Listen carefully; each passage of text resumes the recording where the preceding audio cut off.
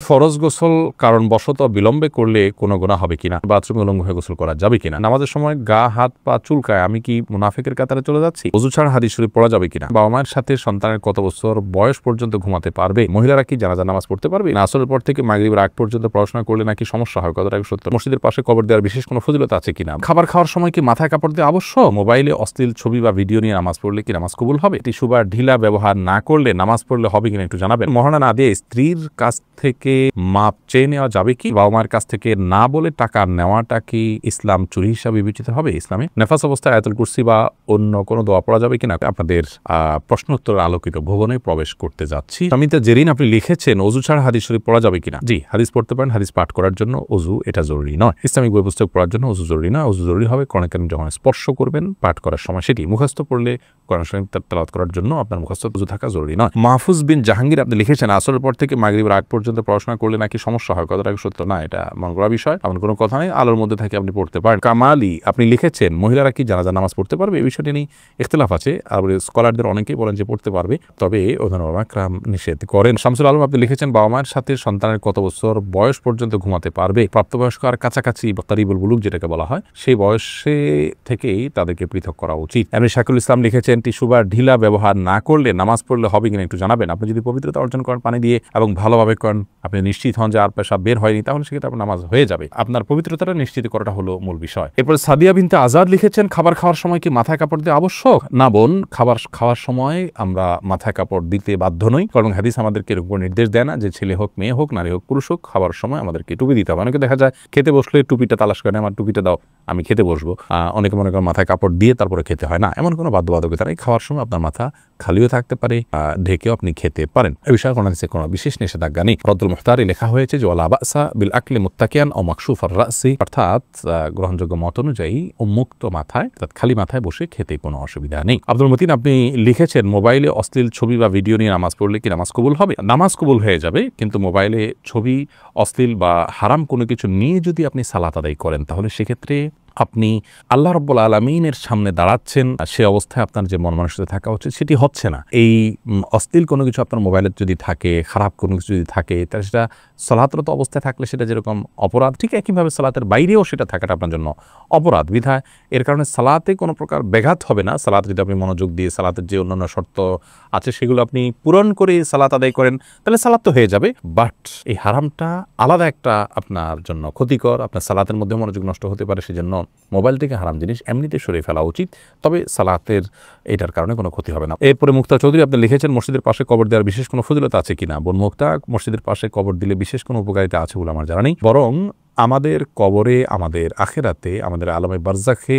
উপকারিতাটি নির্ভর করে আমাদের আমলের উপরে। আপনি যদি ভালো আমল করে যান, আপনার কবর যদি জঙ্গলেও হয়, আপনি যদি কোনো পশুর পেটেও চলে যান, আপনি যদি সমুদ্র নিমজ্জিত হয়ে যান, আল্লাহ আপনার ধ্বংসাবশেষ যেখানে থাকবে সেখানে আল্লাহ রাব্বুল আলামিন আপনার জন্য শান্তির ব্যবস্থা করবেন, আপনি জান্নাতি হিসাবে আল্লাহর কাছে নিবন্ধিত হবেন, আল্লাহর কাছে জান্নাতের মেহমান হিসাবে আপনি আপ্যায়িত হবেন। কিন্তু আপনার যদি আমল খারাপ থাকে তাহলে মসজিদের পাশে কেন, মসজিদের ভেতরে কবর দিলেও কিন্তু তার দ্বারা আপনি উপকার লাভ করবেন না। মমিনুল ইসলাম রুবেল আপনি প্রশ্ন করছেন বাথরুমে উলঙ্গ হয়ে গোসল করা যাবে কিনা। ভাই রুবেল, বাথরুমে উলঙ্গ হয়ে যদি কেউ গোসল করেন তাহলে তাতে কোনো বড় গুনাহ বা কবিরা গুনাহ হবে না, বড় কোনো পাপ হবে না, তবে এ কাজটি অনুত্তম এবং ভালো নয় আমাদের জন্য, জাস্ট এইটুকু আমরা বলতে পারি।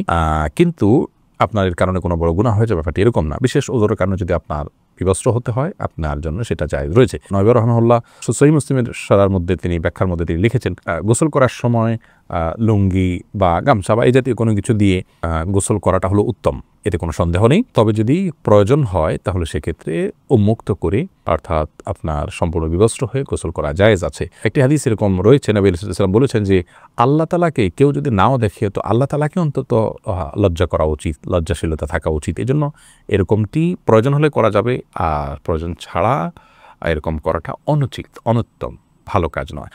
প্রয়োজন হলে করা যাবে। তার একটা দলিল হলো সহিহ বুখারীতে বর্ণিত হয়েছে যে আইয়ুব আলাইহিস সালাম তিনি একবার সমস্ত কাপড় চোপড় খুলে তারপর গোসল করেছেন।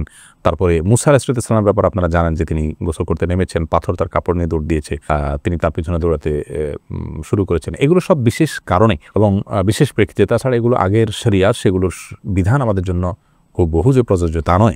আমাদের জন্য অনুত্তম হবে কাপড় চোপড় একদম খুলে গোসল করাটা, তবে হারাম নয়। বেলাল হোসেন জানতে চেয়েছেন 4 রাকাত বিশিষ্ট নামাজের প্রথম বৈঠকে তাশাহুদের পর দুরূদ পড়ে ফেললে করণীয় কি? হানাফি মাযহাব অনুযায়ী আল্লাহুম্মা সাল্লি আলা মুহাম্মাদ পর্যন্ত পড়ে ফেললে আপনি সিজদা সাউ দিবেন। অন্যান্য অনেক উলামা ইকরাম অবশ্য বলেন যে না, এই কারণে সিজদা সাউ দিতে হবে না। বিশেষ করে আরবি স্কলাররা বলেন যে না, এই জন্য সিজদা সাউ দিতে হবে না।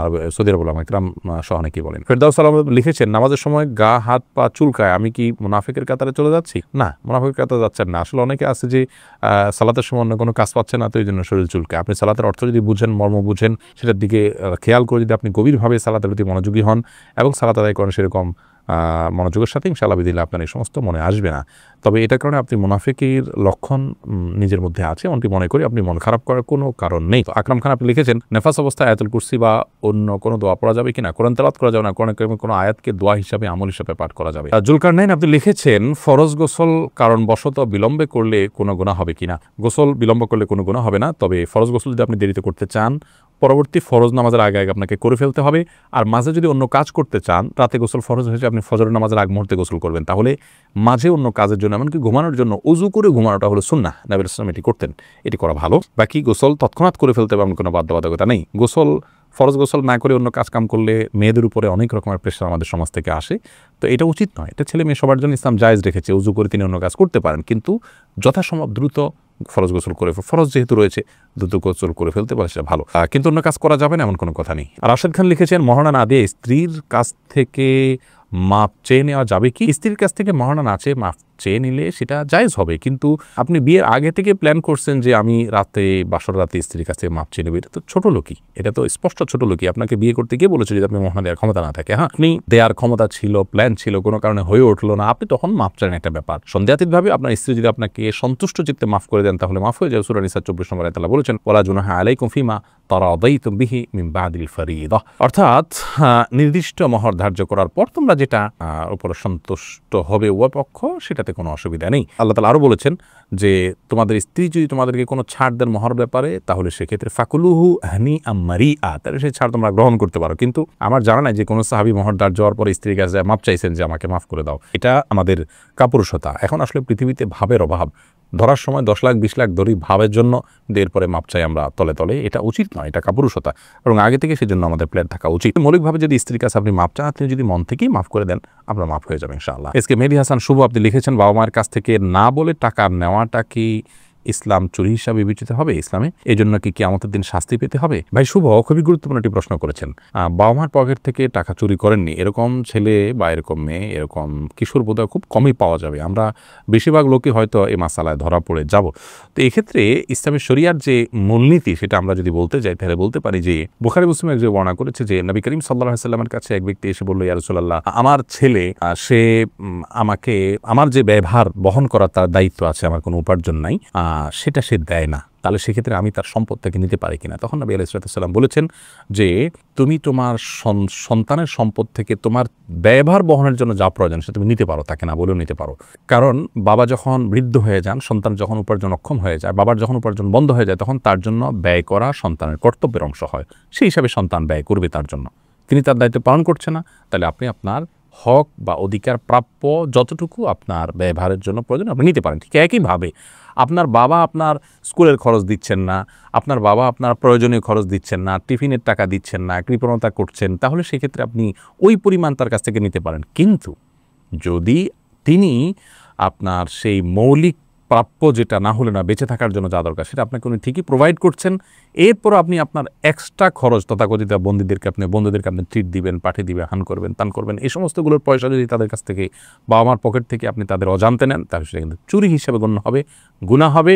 বড় হওয়ার পরে বাবা মার কাছ থেকে এটার জন্য ক্ষমা চেয়ে নিতে হবে বা তাদেরকে এগুলো দিয়ে দিতে হবে। অবশ্যই এটা আপনি যখন বুঝজ্ঞান হবে, তখন ছোটোবেলায় করেছেন, প্রাপ্তবয়স্ক হন নাই, তখন তো হিসাবের খাতাই খোলেনি আপনার। অতএব সেটার জন্য ইনশাআল্লাহর কাছে জবাবদিহি করতে হবে না, তারপরেও বাবা মার কাছ থেকে সেটার জন্য বলে নেওয়া উচিত এবং দায়মুক্ত করে নেওয়া ভালো।